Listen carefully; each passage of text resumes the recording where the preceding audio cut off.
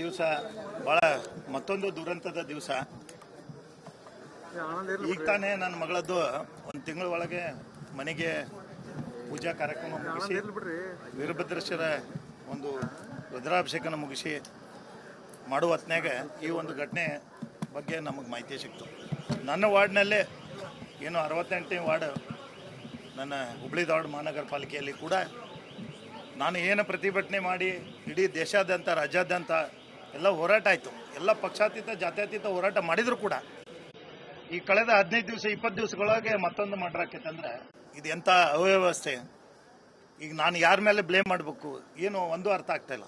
ಅದ್ರ ಜೊತೆಗೆ ಮತ್ತೆ ಮಾದರಿ ಯಾರು ನಮ್ಮನ್ನ ಹೇಳ್ತಾನೆ ಅಂದರೆ ನೇಹಾ ಹೆಂಗೆ ಹತ್ಯೆ ಆಗಿದ್ದಾಳೆ ಅದೇ ರೀತಿಯೇ ನಿನ್ನೂ ಕೂಡ ಕೊಲ್ತೇನೆ, ಮುಂಜಾಗ್ರತವಾಗಿ ಫೋನ್ ಮಾಡಿ ಮನೆಗೆ ಬಂದು ಧಮಕಿ ಹಾಕಿ ಬೆಳಗ್ಗೆ 4 ಮಂದಿ ಅವ್ರ ಸಹೋದರ ಅವ್ರ ಮನೆಯಲ್ಲೇ ಎಲ್ಲರೂ ಅದಾರ, ಅವ್ರ ಅಜ್ಜಿ ಅದಾರ, ಅವ್ರ ಅಕ್ಕಂಗಿರು ಅದಾರ, ಎಲ್ಲರೂ ಹಾಡಾಗಲ್ಲ ಅವ್ರ ಮುಂದೆ ಇನ್ನು ಬೆಳಗ್ಗೆ 5:30ಕ್ಕೆ ಅಂದರೆ ಬಾಗ್ಲ ಬಾರಿಸಿ ಈ ರೀತಿ ಕೃತ್ಯ ಮಾಡಿದ್ದಾರೆ. ಇದಕ್ಕೆ ನಾನು ತೀವ್ರವಾಗಿ ಖಂಡಿಸ್ತೀನಿ. ಮತ್ತು ಯಾವ ರೀತಿ ನನ್ನ ಮಗಳಿಗೆ ಹೋರಾಟಕ್ಕೆ ಎಲ್ಲರೂ ಬೆಂಬಲ ಕೊಟ್ಟಿದ್ರಿ ಅದೇ ರೀತಿ ಕೂಡ ಈ ಮಗಳು ಕೂಡ ನನ್ನ ಮಗಳೇ, ಆಕೆಗೂ ಕೂಡ ಹೋರಾಟನ ಮಾಡಬೇಕು ಮತ್ತು ರಾಜ್ಯ ಸರ್ಕಾರಕ್ಕೆ ಮತ್ತೆ ಎಚ್ಚರಿಕೆ ಗಂಟೆಯನ್ನು ಕೊಡಬೇಕು. ಈಗಾಗಲೇ ದೇಶಾದ್ಯಂತ ಹೋರಾಟ ಆಗಿದೆ. ಈ ರೀತಿ ಎಲ್ಲರೂ ಮಕ್ಕಳನ್ನ ಕೊಲೆ ಮಾಡೋದಾಗಿದ್ರೆ ಮತ್ತು ಹೆಣ್ಮಕ್ಳನ್ನ ನಾವು ಹುಟ್ಟಿಸಿ ನಾವು ಇಲ್ದಂಥ ಪರಿಸ್ಥಿತಿ ಬರ್ತಿತ್ತು. ಅದಕ್ಕೆ ದಯಮಾಡಿ ಇಂಥ ವಿಕೃತ ಮನಸ್ಸಿದ್ದವ್ರನ್ನ ಅವ್ರ ಕಡಿವಾಣ ಹಾಕಕ್ಕೆ ಆತು ಸರಿ, ಇಲ್ಲ ಅಂದರೆ ಜನರ ಕೈಯಾಗ ಕೊಡಂಗೆ. ಈಗಾಗಲೇ ನಾನು ಹಿಂದಕ್ಕೂ ಕೂಡ ಹೇಳಿದ್ದೇನೆ ಮಾನ್ಯ ಗೃಹ ಸಚಿವರಿಗೆ, ಇಲ್ಲೇ ನಮ್ಮ ಆಯುಕ್ತರು ಯಾವುದೇ ರೀತಿಯಿಂದ ಕ್ರಮ ಇಲ್ಲ. ನಾನು ನೇರವಾಗಿ ಕಮಿಷನರ್ನೇ ಇಲ್ಲಿಂದ ಟ್ರಾನ್ಸ್ಫರ್ ಮಾಡಿ ಅಂತ ಹೇಳಿದ್ದೀನಿ ನನ್ನ ಕೇಸ್ ಆದಾಗ, ನನ್ನ ಮಗಳ ಕೇಸ್ ಆದಾಗ. ಆದರೂ ಕೂಡ ಅವರು ಸುಮ್ಮನೆ ಕುಂತ್ಕೊಂಡ್ರು. ಮತ್ತೆ CM ಅವರು ಕೂಡ ಮನವಿ ನಡಿ ಈಗ ಶುರು ಮಾಡೋಣ. ಕೇಸರಿಯಿಂದ ಮನೋಲ್ಲಾಸ ಮನಸ್ಸು ಮತ್ತೇರಿ ಕುಣಿದಾಡಿದೆ ನೋಡು, ಮನಸ್ಸು ಮತ್ತೇರಿ ಕುಣಿದಾಡಿದೆ ನೋಡು. ಕ್ಷಣ ಕ್ಷಣವೂ ಆಚರಿಸಿ ಕೇಸರಿ ಹಬ್ಬ. ವಿಮಲ್ ಬಾಯಲ್ಲಿ ಹೇಳಿ ಕೇಸರಿ ಮಾಡಿದ್ದೇನೆ. ಎಲ್ಲರಿಗೆ ಮನವಿ ಮಾಡಿದ್ರು ಕೂಡ ಇಂಥ ಆಯುಕ್ತರನ್ನು ತೊಗೊಂಡು ಬಂದು ಮಹಾನಗರ ಪಾಲಿಕೆಯಲ್ಲಿ ಇಂಥ ಅವ್ಯವಸ್ಥೆ ನಡೀತಾ ಇದೆ. ಅದರ ಕಾರಣ ಯಾರು?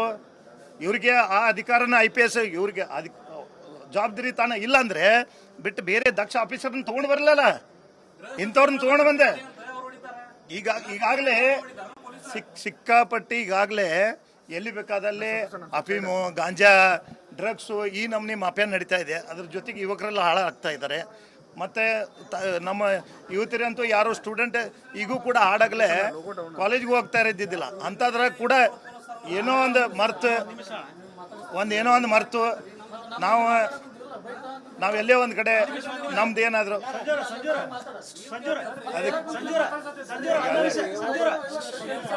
ಈಗಾಗಲೇ ದಯಮಾಡಿ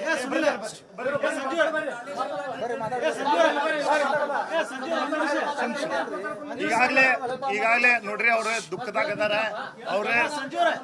ಅವರು ಕೂಡ ಆ ಕುಟುಂಬದ ಸದಸ್ಯರವ್ರೆ ಇರಲಿ, ಅವ್ರಿಗೆ ಭಾಳ ನೋವಾಗಿದ್ದರಿಂದ ಅವ್ರಿಗೂ ಕೂಡ ಇದಾಗಿದೆ. ನಾನಂತೂ ಸರ್ಕಾರಕ್ಕೆ ಮತ್ತು ಪೊಲೀಸ್ ಇಲಾಖೆಗೆ ಮತ್ತೊಂದು ಘಟನೆ ಆಗಿದೆ, ನಾನು ಹಿಂದಕ್ಕಾದರೂ ಕೇಳಿದ್ದೆ, ಈ ಘಟನೆ ಮರುಕಳಿಸಬಾರ್ದು.